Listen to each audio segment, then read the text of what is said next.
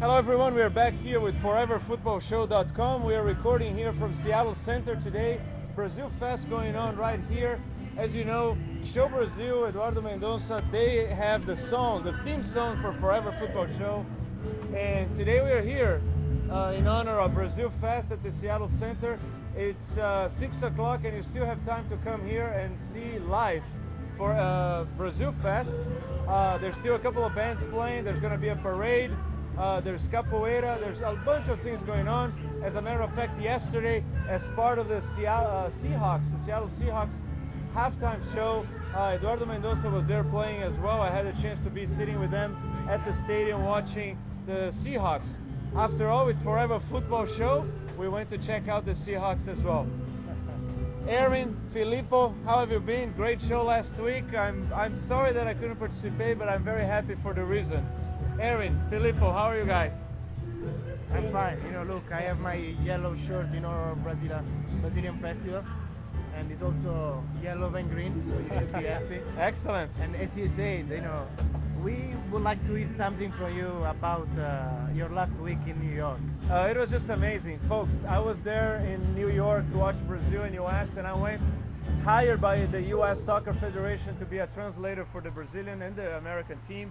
Pretty much translating the practices, the game, the post-game conference. It ended up being national TV in Brazil. That was just quite an experience. But even better than that, I had the chance to meet all the players from both US and Brazil. I actually stayed in the hotel with the US team. So that was that, and we were working. we were working. Yeah, like for breakfast, I saw Bob Bradley walking around, and if he still walks around there, I don't even know. People are saying that he might be gone already. What else? And then obviously all the interviews with, I met Pato, Dani Alves. Dani Alves actually, I already met him like 3 or 4 times because I did translations for him when Brazil came to play against Canada, when Barcelona came against Sounders, and now for the 3rd time. So we are almost developing a friendship, I guess. Good for you. There were other players that I also met for the 2nd time. Donovan, I've seen him before playing for the LA Galaxy against the Sounders. And as a matter of fact, he gives interviews in Spanish. That's quite interesting. He's kind of a media star in Mexico. He has a couple of ads for mobile companies in Mexico. And has very good Spanish, actually. But one of the highlights of the trip was actually meeting Pelé. I had a chance to shake hands with Pelé, meet him at the VIP owner suite of this great new stadium. The game was at the New England, the New Giant Stadium in New Jersey. And this was just the first sports event that happened there. Before they had a couple of music concerts. This was the first live soccer or any sports event. And the stadium is fantastic. I was just telling Filippo, there is an area, the Super VIP ticket for $350. You get tickets right in the center of the field, perfect vision, and it gives you access to an area, VIP area, right behind the coach seats. So as the coaches finish the game, they come in on this VIP area where the media press box is, the press conference room is, and the coach walks right into the press conference room. It's all closed in glass, so the fans can sit around in this VIP lounge bar area and watch the soccer conference going on. So for $350, you can get that experience. For $0, I got to be inside that glass door and hanging out with the coach, Mano Menezes. It's like Mano Menezes is like the new president of Brazil. Everybody wanted to talk to him. Everybody wanted to see him. He's just an amazing vibe. And you got to translate for him. I got to translate. I was there. People were actually making, they said that we kind of look alike, probably because of the lack of hair. So they were just, look at that. They brought the mini Mano Menezes and the young Mano Menezes. So very, very approachable guy, very different than Dunga, first of all. And the entire interview goes in a much smoother way. You feel that the press wants to like this guy.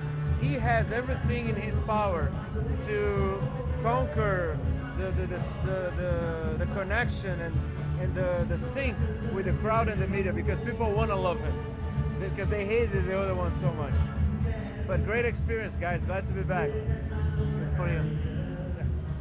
So, and from there, I actually tracked what was going on. The Sounders are rocking and rolling. That's amazing. Yeah, they're doing wonderfully well.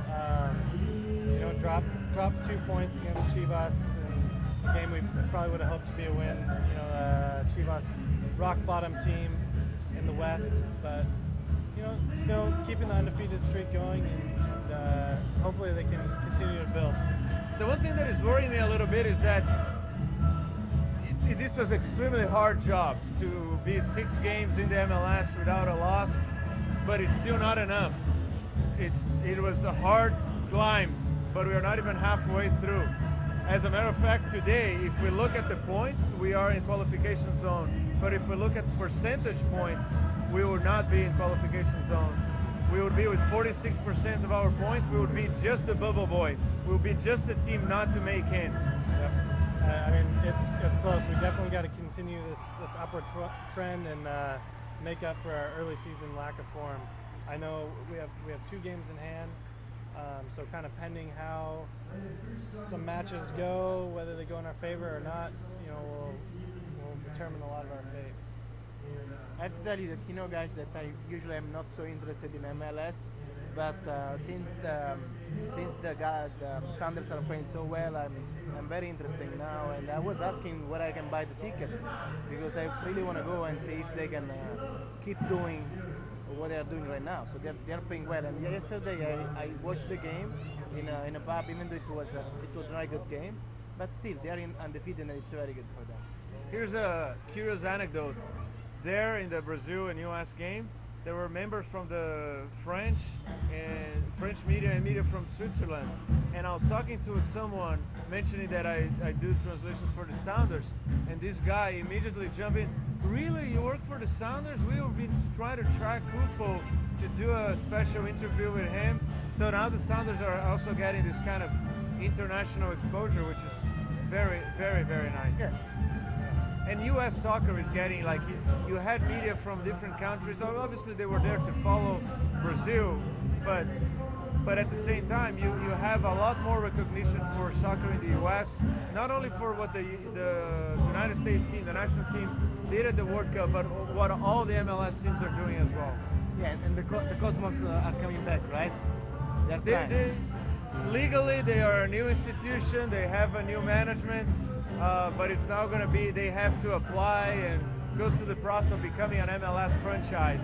And it might take 2 to 3 years, because they have the schedule very well determined. First, we'll have to see Vancouver and Portland coming in.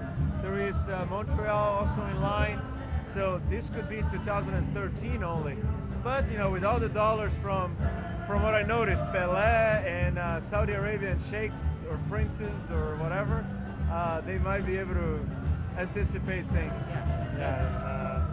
The historical value of bringing them back and creating a local rivalry in New York, this would just bring more people to the stadiums. Possibly. I don't know. For me, I think New York is already kind of stretching their market right now.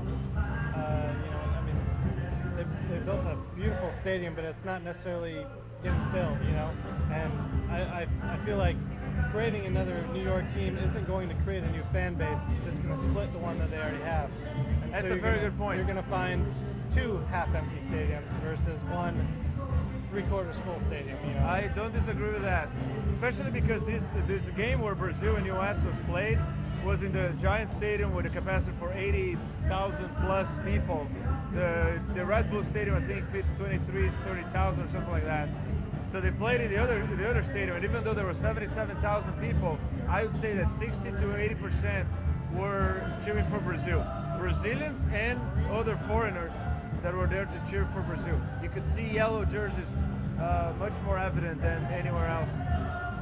But in any event, we'll go for a short break, and we'll come back to dive deeper in the analysis of the Sounders this season and the last game. Stay with us at foreverfootballshow.com.